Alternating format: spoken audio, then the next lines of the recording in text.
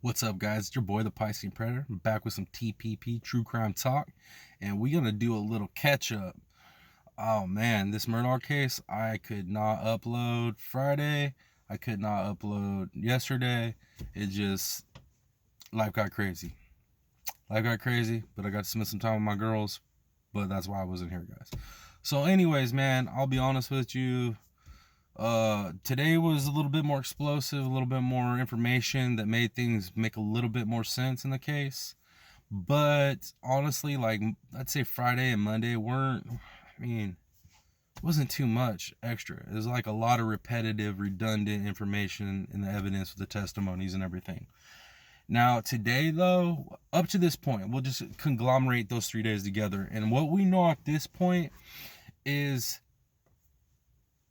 the alibi is off, man. The alibi's off. All right. And here's the thing. Before I even get into the alibi being off, man, I'm going to admit straight up. I'd say Friday, by the end of Friday, and then some parts of Monday, as I was listening to it, man, I'm going to tell you, dude, that defense, they're good because they got to me a little bit. They did. They hit me in the feels. I ain't going to lie. They did. They got me in the feels, man. They talking about like bringing people up that knew the family dynamics and everything, and just talking about how much love was in the family, how, dude, just personal things, dude. Just personal things that'll get you in the heart, dude, if you got one. And they did. So, I mean, like, friends talking about how Alex loved his boys and like how the other family members felt about like Paul, and there was a heart-wrenching shit, I'll be honest with you, dude, that just really made me feel sorry for that family, man. Really sorry. But then, honestly, man, I started catching on today. And I had like this feeling earlier in the trial, but like really today it hit me, and I was like, dude, the defense doesn't have anything. They don't. They're literally going after the way the whole crime scene was processed, the way the whole investigation was handled. That's what they're going after, right? They're going after these little tiny insignificant things that don't really matter, but they're doing it in a way to make it sound like the investigation was flawed, which there are some things that probably could have been done better, but for the most part, once you've talked to the specialists and they've given their whole spiel, it's like everything was done pretty much by the book. Every part of the investigation, just about, except for the preferential treatment I believe that Murdaugh and his associates had on that property. They shouldn't have been there. That shit should have got locked down and nobody else had access to it until the full investigation was done, right? So that I don't like. That shouldn't have been done that way because it's allowing defense to interject a lot of things as far as the way things were handled in the investigation in the crime scene. It's almost like it was set up though that way, right? It's like if you stop and think about it, like all that, there's so many aspects of this case that makes sense if you apply the fact that the person that might have done it has got immense amount of knowledge in law, and guaranteed has heard and been a part, or at least talked to people that have been in murder cases. So it's like this guy out of everybody would know exactly what to do to like throw law enforcement's investigation off at all kinds of different angles. And it seems like he's done that if he's committed the murder. Like the two firearms, and then it's like crazy that the two firearms used are literally the same calibers that they own. And now, like, there was potentially blood inside of the shotgun barrel? What the explain that. Now, there's a lot of things, right? Like, they want to, like, gloss over and make you not think about it. But it's like, we've heard testimony from the individual, the man that comes and takes care of the dogs at the kennel. And he literally gave a step-by-step play on how he takes care of those kennels twice a day, and how part of the whole care is at the end when he takes and wraps the hose up. He does it to where it keeps the hose from getting wrecked and mangled, and it extends the life. It's just taking care of shit. He does it properly, right? So that he had taken care of those dogs, And well, when the crime scene was found, that hose was not put back the way that he does that. It doesn't. So it had been used, right? And they're not going to bring it up in the court, I don't think, but there were puddles of water that they saw like rust looking marks in. That sounds like blood to me. So if he did what he did at the kennels, right? If he did it and then he rinsed off everything best as possible, takes himself up to the house, right? Cleans off, which we know he did because the housekeeper came the next day and found the khakis and everything in some water that made it look like he had taken a shower at some point. Well, we know he didn't do that when the investigators got there or from the time that first responder got there. We know he didn't do it then. So how'd it get there? Unless he went and showered up and cleaned up after the murders. So I'm thinking he called his wife and his son Paul to the kennels, did what he did, cleaned off in the hose, went back to the house, cleaned completely off, probably wrapped that gun up in that the AR up in that blue raincoat, right?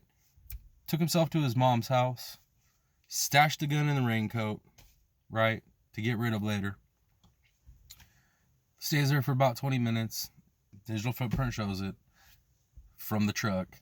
And then goes back, finds the crime scene, right, calls. It's come on, man. Come on, nobody else knew they were going to be out there. Nobody knew. Nobody knew that his wife and son were going to be out there. Nobody knew. He knew. The only other person that knew was his wife's sister.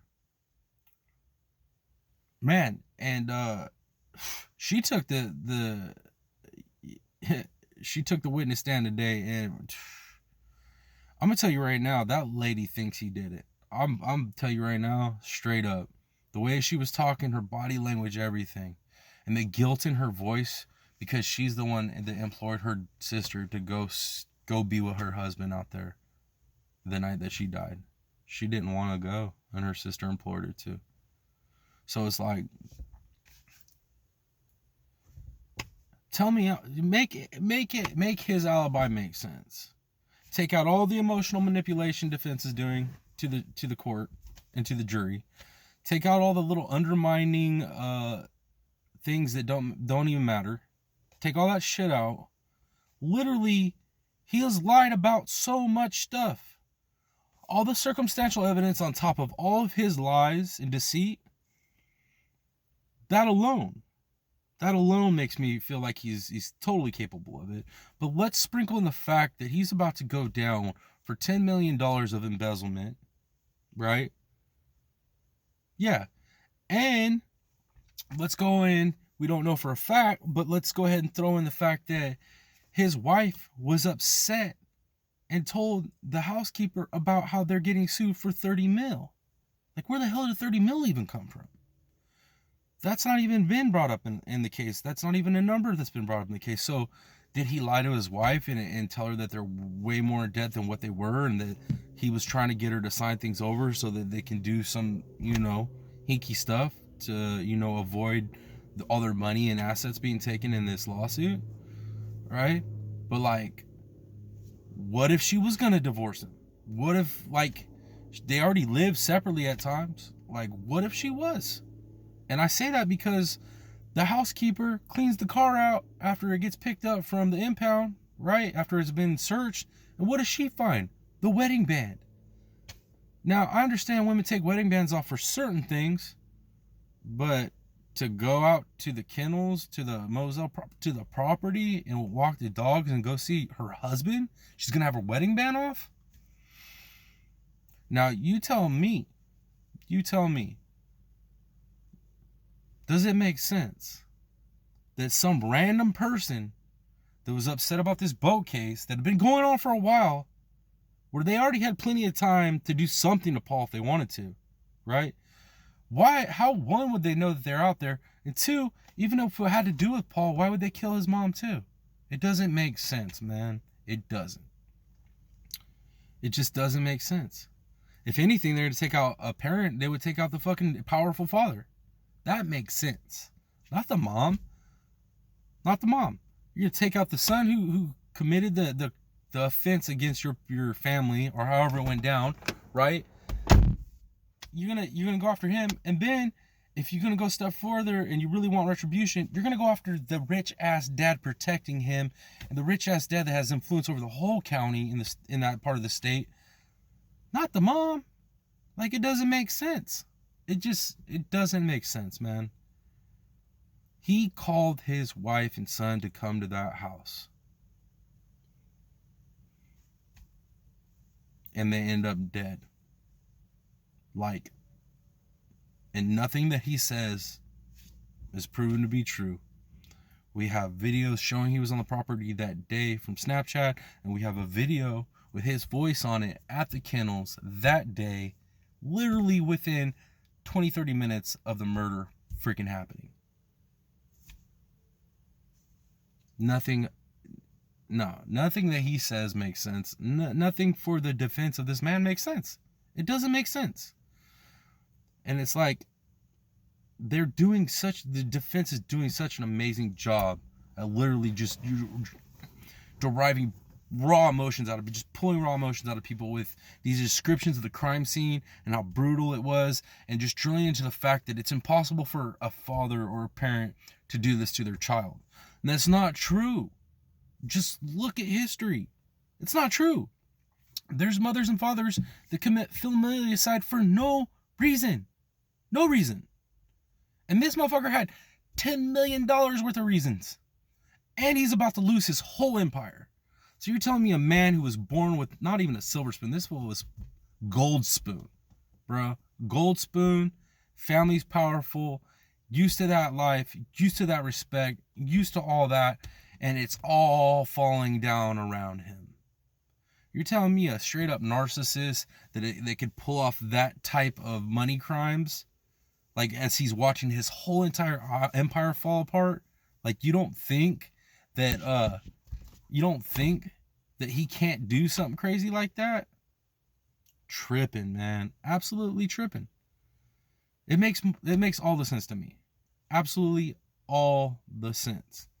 How people keep saying, like, the prosecution's whole aim at the motive is off, is like crazy. How can you say that? Especially people in true crime. How could you say that's crazy? It really isn't.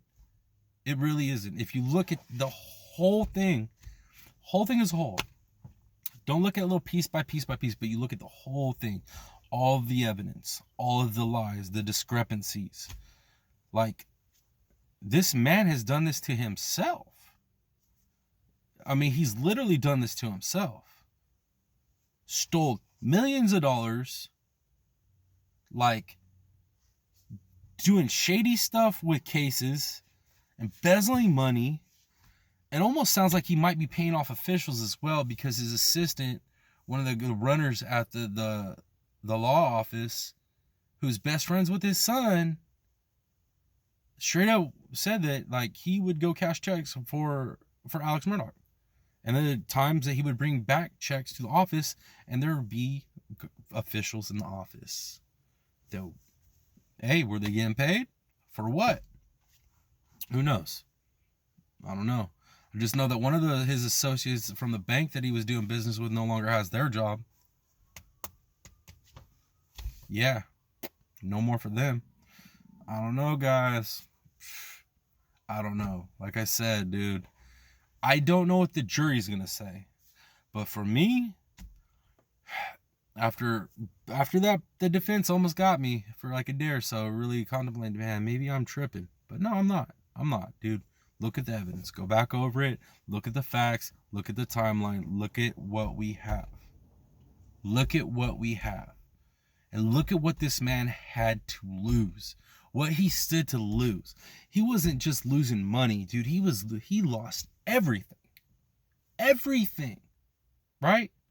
So the day of the murder, He literally realizes that he's going to be disbarred and he's going to lose everything. So at that point, there's two people in his life that can take even more from him, right? His son, because he thinks that, his son is detracting from him because of this boat case, which it has. His son put him right in the middle of a mass amount of shit that was going to, like, expose all of his money crime. Yeah. Just think about it that way. Paul's fault that Alex is going to get exposed. And that's the way that Alex sees it. Guaranteed. Now let's think. Wife doesn't want to go along with money moves and property moves and this and that to help the situation and try to figure a way out. And maybe wife was questioning the money. Maybe the wife was questioning, I don't know, fidelity too. Because I guess he had cheated back like 15 years ago.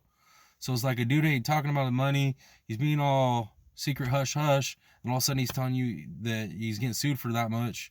Like, there's a lot of women that will put their foot down, and either they want to know what's going on, and if they can't get those straight answers, they're going to bounce. And the fact that her wedding band was found in the car, so was she not wearing it when they all met up? Did he see she wasn't wearing it? Did that add to it all? Is that what made him snap? Because they claimed that she was his everything? Well, if she was his everything and she was about to leave, he's losing his wife. He knows he's about to be disbarred, lose his whole ability to touch big money ever again. So he took out the two problems. That's what the prosecution's saying.